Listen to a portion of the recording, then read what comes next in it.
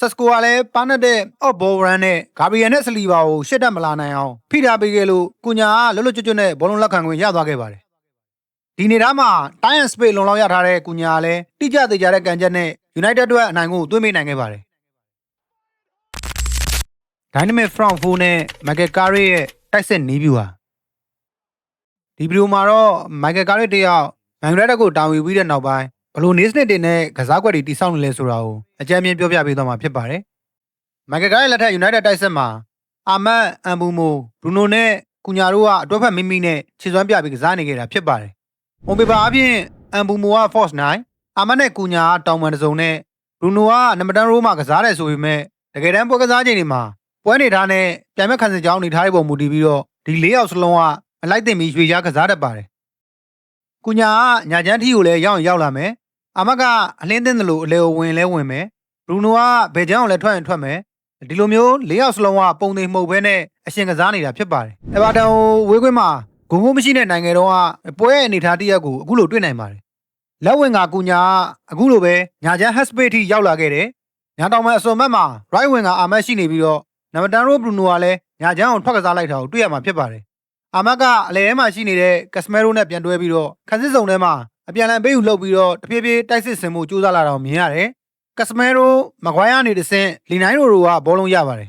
။ရိုရှိဘောလုံးရောက်ချိန်မှာတော့အာမတ်ကနံပါတ်10ရိုကုညာက Force 9ဆိုတဲ့ပုံစံမျိုးဖြစ်သွားပါတယ်။အမ်ဘူမိုကဘယ်ချမ်းကိုရောက်သွားပြီးတော့ဘရူနိုကညာတောင်မှန်အစွန်းမှာနေရာယူကစားခဲ့တာကိုတွေ့ရပါတယ်။ဒီနေ့ထားမှာတိုက်စစ်ကစားသမား၄ယောက်စလုံးက position ချင်းရော run and function ချင်းရောအလိုက်တင်ချင်းကစားလိုက်တဲ့ပုံစံမျိုးဖြစ်ပါတယ်။ right back ဒါလောကလည်းညာချမ်း Hespace တဲ့ကိုဝင်ကစားပြီးတော့ Everton ဘယ်နောက်ခံလူ Brownway နဲ့ဘယ်တောင်မှန်ကစားသမား Armstrong ကြားထဲမှာပါနဲ့ပဲရွေချားသွားခဲ့တယ်။ဒါလောရဲ့ပါတဲ့ရွေချားမှုကြောင့်လည်းလီနိုင်းရိုနဲ့ Bruno Fernandes ကြားပတ်စင်လိန်ကလုံးဝပွင့်သွားခဲ့တာဖြစ်ပါတယ်။ဒီလိုမျိုးတိုက်စစ်ကစားသမား၄ယောက်စလုံးအလိုက်တင်ရွေချားကစားတဲ့ Dynamic Front 4ပုံစံက Michael Carrick လက်ထက် Man United ရဲ့ trademark တစ်ခုလိုဖြစ်လာပြီးတော့အတော်လေးကိုလည်းအလုပ်ဖြစ်နေခဲ့တာကိုပွဲတော်များများမှာတွေ့မြင်ခဲ့ရတာကိုဆက်ပြီးတော့ပြောသွားပါမယ်။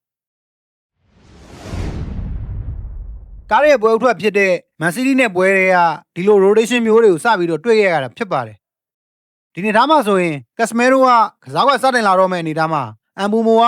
ကွင်းလယ်ကိုတိတိကျကျပြန်ဆင်းပြီးတော့ Man City ရဲ့လက်စနာဘက်အလီနီကိုဗလိုင်းနဲ့ကထွက်လာအောင်ပူးအောင်လှုပ်သွားခဲ့တာကိုမြင်ရပါတယ်။ကက်စမဲရိုရဲ့ပေးပို့မှုကအမ်ဘူမိုစီကိုမရောက်သေးခင်မှာပဲအာမတ်နဲ့ဘရူနိုကညာချမ်းကနေတိုက်စစ်ဆင်ကစားဖို့တဟုန်တို့ပြစ်တက်လာပါတယ်။ဒီမှာအာမတ်ကညာချမ်းကနေအလဲကျော်တွေကိုတောင်းပြက်ပြစ်တက်လာပြီးတော့ဘရူနိုကအလဲကျော်ကနေတောင်မှန်ကိုပြန်ထွက်ကစားသွားတာကိုတွေ့ရမှာပါ။အမ်ဘူမိုလိုက်ကပ်ဖို့ကစားရင်းနဲ့မန်စီးတီးရဲ့လက်စနာဘက်အယ်လီနီကရှေ့ကိုကျွံသွားတဲ့အချိန်မှာလက်ဘက်အာကီကအာမတ်နဲ့ဘရူနို1-2ရင်ဆိုင်လိုက်ရပါတယ်။ဒီနေ့သားမှာအမ်ဘူမိုက1တက်ပတ်နဲ့ဘရူနိုရဲ့လမ်းကြောင်းထဲကိုကွက်တီချပေးပြီးတော့ဘရူနိုကလည်းချက်ချင်းပဲအာမတ်ကိုပြန်ထုတ်ပေးလိုက်တယ်။ဒီဘောလုံးကိုအာမတ်ကတောက်လျှောက်ဆွဲပြေးပြီးတော့ဒိုနာရမာကိုပါကြော်ဖြတ်ဂိုးသွင်းခဲ့ပေမဲ့ဘောလုံးလက်ခံစဉ်တွေကလူနေတဲ့ကျွံသွားတာမို့လို့ဒီဂိုးကပယ်ဖြတ်ခံလိုက်ရပါတယ်။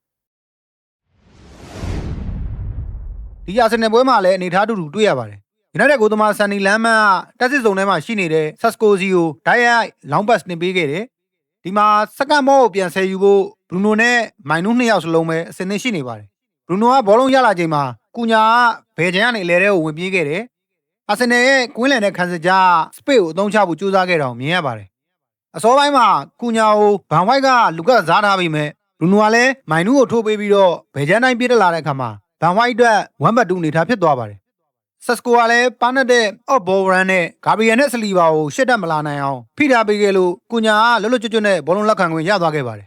။ဒီနေ့သားမှာတိုင်းရန်စပိတ်လုံလောက်ရထားတဲ့ကုညာကလည်းတိကျသေးကြတဲ့ကန်ချက်နဲ့ United အတွက်အနိုင်ကိုသွင်းပေးနိုင်ခဲ့ပါတယ်။ဖူဟန်ကို3-2နဲ့နိုင်ခဲ့တဲ့ပွဲကလည်းဒီလိုအလိုက်တင်လွေချားမှုမျိုးတွေကိုတွေ့မြင်ရမှာဖြစ်ပါတယ်။ဒီနေ့သားမှာဆိုရင်ကုညာက left နံပါတ်10ပုံစံနဲ့အလဲတွေကိုတိတိကျကျဝင်စားခဲ့တယ်။တောင်မန်ဝစ်ကိုတော့လက်ဘက်လိုရှော့က overlap run နဲ့တက်ပြီးထိမ့်မိထားပါတယ်။ဒီပွဲမှာ United အတွက်ဒုတိယဂိုးဖြစ်စေခဲ့တဲ့တိုက်စစ်လမ်းကြောင်းကိုလည်းအခုလိုတွေ့နိုင်ပါတယ်။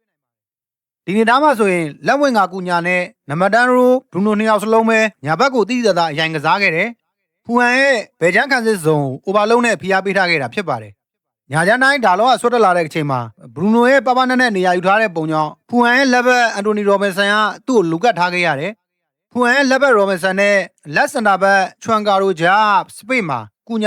ကပပနဲ့နေရာယူကစားတာကိုမြင်ရပါတယ် ဒါတော့မိုင်နူကနေတဆင့်ကက်စမဲရိုကဘောလုံးရလာပြီးတော့ကုညာရဲ့ပြင်လန်းကြောင်းတွေကိုအသာရပဲမျှောထိုးပေးလိုက်တဲ့အချိန်မှာကုညာကအမှားယွင်းမရှိထပ်ပြီးတော့ဂိုးဖြစ်စေခဲ့ပါတယ်အစတိုမီလာနဲ့ပွဲမှာဆိုရင်လည်းဘရူနိုနဲ့ကုညာတို့ရဲ့ပါနဲ့တဲ့နေရာယူပုံနဲ့ရွေချားပုံတွေကယူနိုက်တက်အတွက်ဒုတိယကိုရသွားစေခဲ့တာဖြစ်ပါတယ်တမန်တိုက်စစ်ကနေကက်စမဲရိုကဘောလုံးဆွတ်တက်လာတဲ့အချိန်လက်ဝင်ကကုညာအလဲကျော်တိုင်းတောက်လျှောက်ပြစ်တက်လာခဲ့တယ်နံပါတ်10ရိုဘရူနိုကတော့ဘယ်ချမ်းကိုထွက်ကစားပေးလိုက်ထောင်မြင်ရပါတယ်ဒီနေရာမှာဘရူနိုကုညာတို့ရဲ့ပါနဲ့မှုနဲ့ယူနိုက်တက်အသင်းဘော်တွေရဲ့ပူးပေါင်းပါဝင်မှုကိုလည်းထင်ထင်ရှားရှားမြင်ရမှာဖြစ်ပါတယ်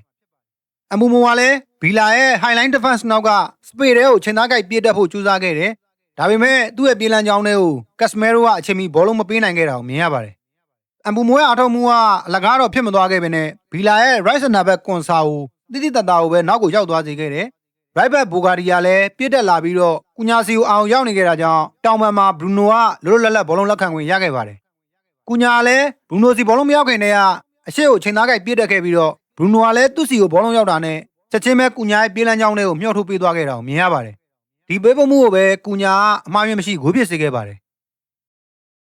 တက်စစ်ကစားသမား၄ယောက်စလုံး position တိကျမဟုတ်ဘဲနဲ့လိုက်တဲ့ရွေချားကစားတဲ့ dynamic front four ဆိုတာပြောတော့တာလွယ်ပေမဲ့တကယ်လက်တွေ့အကောင်တွေပေါ်ဖို့ခက်ခဲပါတယ်ခက်မသိလွယ်တကူနဲ့ဘောလုံးတွေပြတ်နိုင်တယ်ကစားပေါက်ထပ်သွားတာမျိုးလူထပ်သွားတာမျိုးတွေလည်းကြုံရနိုင်ပါတယ်ဒီနေသားတွေကြောင့်အသင်းပေါ်တယောက်နဲ့တယောက်ကြားပြန်လည်နားလည်မှုကအကောင်းဆုံးအနေအထားမျိုးမှာရှိနေဖို့လည်းလိုအပ်ပါတယ်ပြိုင်မနောက်ကန်လူတွေအတွက်ခံမှန်းရခက်ခဲအောင်နေရာစုံရွေချားကစားရင်းနဲ့ကိုယ့်ဘက်ကကစားဘက်ကဗျမ်းမတာဖြစ်မသွားအောင်လည်းဂရုစိုက်ရပါတယ်လက်ရှိချိန်ထိတော့မိုက်ကယ်ကားရီနဲ့ United တက်ဆက်ကစားသမားတွေကဟန်ချမ်းညီညီနဲ့ Dynamic Front 4ကစားကွက်နဲ့အတူအကောင်းဆုံးရှစ်ဆက်နေစေဖြစ်ပါတယ်။ရာသီကုန်မှာတော့ United ပြည်သက်တွေမျှော်လင့်နေကြတဲ့ Champions League ဝင်ခွင့်ကိုမိုက်ကယ်ကားရီနဲ့သူ့ရဲ့အသင်းသားတွေကရယူသွားနိုင်မလားဆိုတာကတော့ကျွန်တော်တို့စောင့်ကြည့်ရမှာပဲဖြစ်ပါတယ်